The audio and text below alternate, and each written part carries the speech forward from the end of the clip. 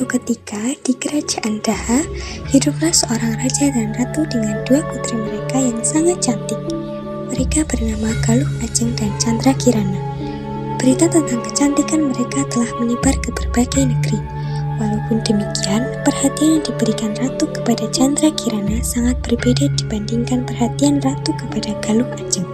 Suatu hari, datanglah seorang pangeran mahkota gagah dan tampan bernama Raden Inu Kertapati dari kerajaan Kahuripan. Tujuan kedatangannya adalah untuk melamar salah satu putri Raja Daha. Kemarilah putri-putriku.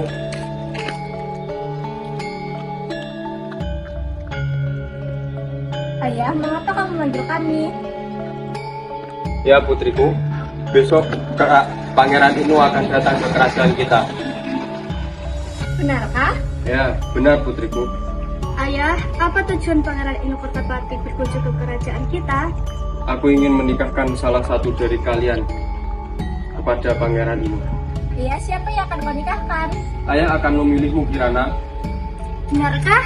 Terima kasih ayah, karena menikah dengannya adalah impianku. Ya, ayo kita siapkan untuk pernikahan besok. Raja dan Chandra Kirana meninggalkan tempat itu. Tetapi Galuh Ajeng masih tetap di sana dan merasa cemburu. Mengapa bukan aku? Kan aku yang lebih cantik. Aku harus mengatakannya pada ibu. Kemudian Ratu menyuruh Chandra Kirana menemui seseorang di luar istana. Kirana, ada yang ingin bertemu denganmu di luar istana. Temuilah. Baik, Ibu. Di hari yang sama, kerajaan Kahuripan datang ke kerajaan Daha untuk membicarakan tanggal pernikahan Chandra Kirana dan Raden Inu Kertapati.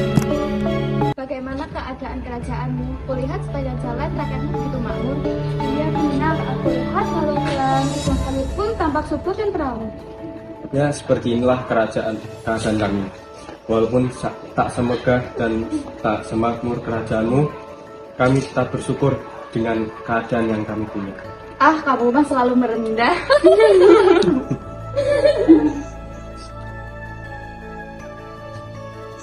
Oh iya, di mana Chandra Kirana? Sudah lama tidak berjumpa. Ya, di mana calon permaisuriku? Oh, dia sedang keluar istana. Ya, padahal aku ingin melihat wajah cantiknya. Jadi anakku, aku juga ingin berjumpa dengannya. Kenapa dia keluar istana? Padahal kan aku sudah memberitahu bahwa Raden Inu akan datang ke sini. Aku pun tidak tahu. Baiklah, tidak apa-apa. Sayang sekali. Ya, kalau Galuh Ajeng, apakah ia juga keluar bersama Chandra Kirana? Tidak, Ratu. Saya akan panggilkan sebentar. Kemudian Galuh Ajeng datang bersama Ratu Dewi Sekar. Galuh Ajeng, cantik sekali kamu. Benar, kamu sangat cantik, Galuh Ajeng. Terima kasih. Tiba-tiba Ratu Dewi Sekar membicarakan hal yang mengejutkan.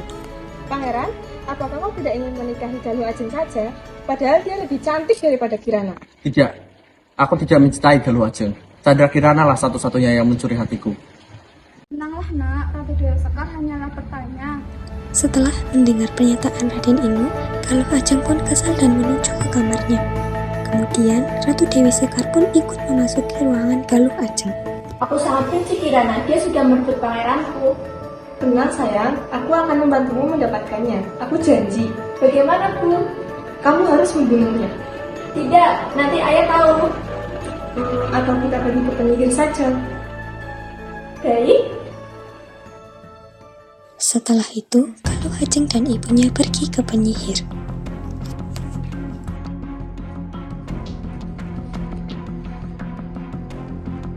Aku punya pekerjaan untukmu. Apa itu? Aku ingin kau membunuh Chandra Kirana. Tidak, aku tidak berani.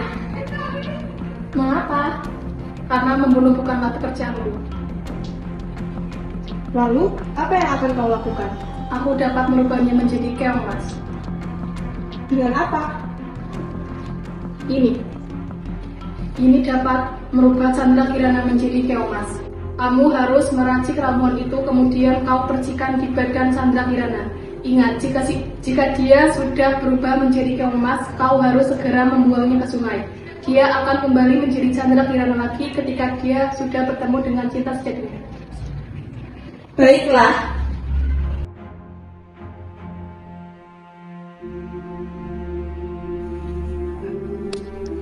sangat mengantuk.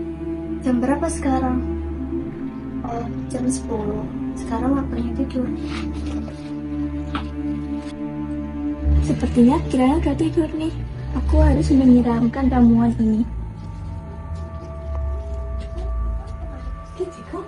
Ajeng, apa yang kau lakukan di sini?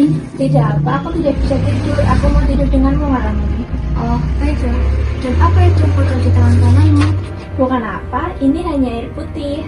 Oh, baiklah. Ayo tidur. Ayo.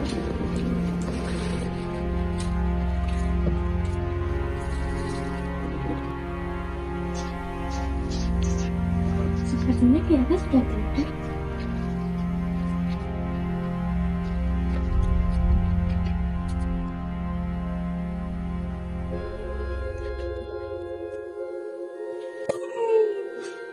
Oh Tuhan, apa yang terjadi padaku? Aku merasakan tubuhku menjadi kecil dan ada sesuatu yang keras di belakangku. Apa yang terjadi padaku?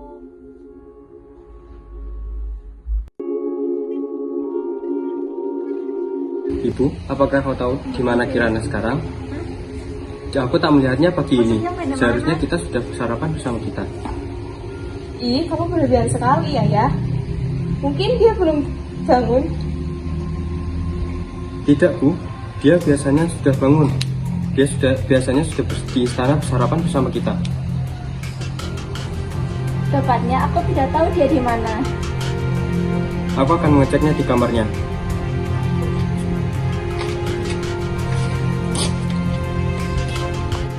Bu, Kirana tidak ada di kamarnya. Aku harus segera mencarinya sekarang. Kasih tahu pangeran ini untuk mencari Kirana juga. Oke, hati-hatilah ayah mencarinya. Baiklah. Aku berhasil aja. Iya, aku selalu gembira. Apa yang kau lakukan tadinya? Aku hanya menyiramkan air yang diberi penyihir itu, Bu. Kau sangat pintar. Tapi aku sangat gembira. Sebagai seorang janda, aku selalu menjalani hari-hari seperti ini ya. Memancing, lalu menyisakannya sedikit untukku. Yang lainnya dijual. Wow, benda puding apa itu? Emas. Ah, ini sepertinya keong. Aku akan membawanya pulang. Siapa tahu bisa dijual.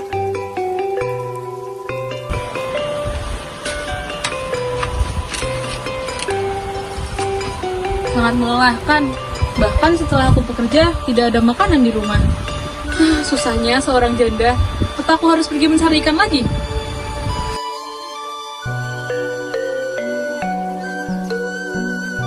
Mengapa aku di sini? Oh ya, aku ingat. Seorang wanita tua itu mengambilku dan meletakkanku di meja. Wanita tua itu kasihan. Dia lapar, tapi dia tak punya makanan. Sebelum dia kembali, aku harus menyiapkan makanan untuknya.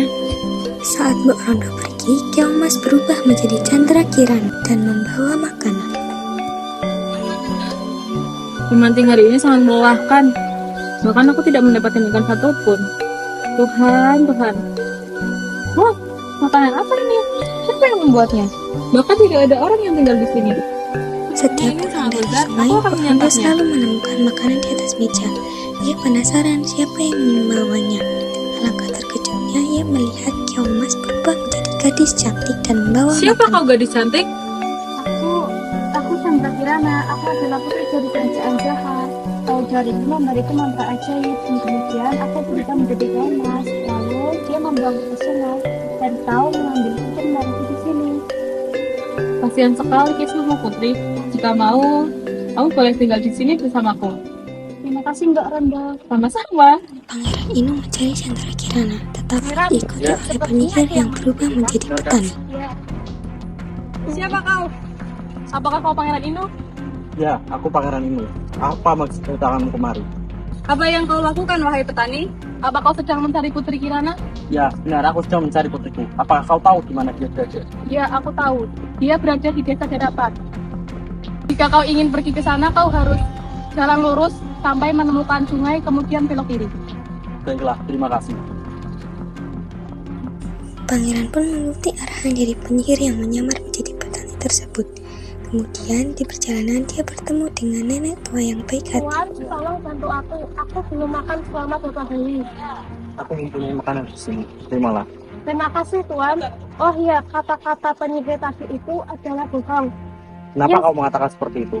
Karena sebenarnya Allah untuk kedua kehidupan adalah menyusui sungai di sana. Baiklah, terima kasih atas tuah. Ya, sama-sama Tuan.